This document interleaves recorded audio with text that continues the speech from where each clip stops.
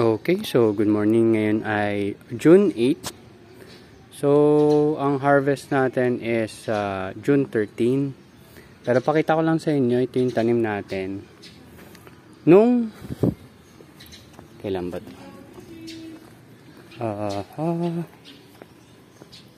May 16. So, yung i-harvest natin is, kailan ba yun? Mamaya makita nyo. So, ito May 16 natin tinanim.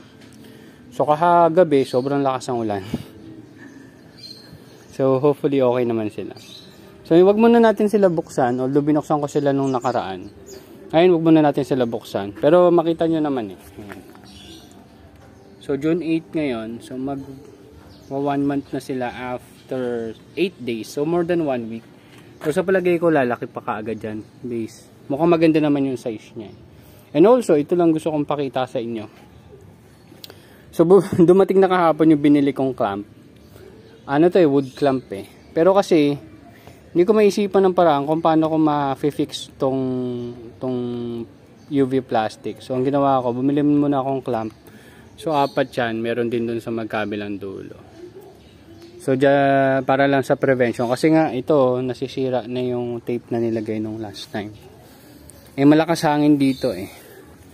So, yan. Hindi ako magdidilig kasi tulad ng sinabi ko, umulan. So, meron tayong libreng dilig. And also, habang busy pa yung kausap ko gumawa ng 1x3 natin, sasetapan ko to ng mga soil. Yung mga big pots natin, katulad nun. Tataniman natin ng spinach. Spinach. Gagawin natin yan. Last time ito, natumba rin to, itong maliit na paso kasi malakas hangin. So, yan. Papasok tayo, ito yung tanim natin na for harvest after several days. Pero baka or posible bukas, mag-start na tayo mag-out ng mga yan. Pero para dun sa pwesto, siguro paabutin natin ng mga Tuesday or Wednesday bago tayo mag-start mag-display ulit. Pero goods na yung size nila. Although, baka malapad lang kasi nabanggit ko sa inyo na hindi ganun ka-intense yung sikat ng araw. Kaya, mukha silang malaki. Pero hindi pa sila siksek para sa akin. So, ayan sila. Yan, mga may basa-basa po. Ito nga, may basa eh. Ganun ba kalakas ang hangin? Inaabot yung gitna. Pero kung mapapansin nyo, itong Packhurst, tad-tad ng tip burn. Malala, tip burn, malala sila. So, ayan. So, medyo nalutang. Nalutang, hindi naman sobrang nalutang. Ayan. Pero basa, ayan. Pero goods naman sila. Palagay ko, ayan, Wednesday na lang siguro para medyo siksik. Ayan. May mga, angge or basa. Ayan. Hindi ko pala naasikaso to. Tsaka mapansin nyo, habang lumalakas yung hangin na yun, nagkakaroon ng punit to. Yan yung iniisip ko eh. Ano mangyari dyan? O baka ang gawin ko, ipa-convert ko to sa maliit na size. Para manageable, kumbaga. Anyway, let's see what happens.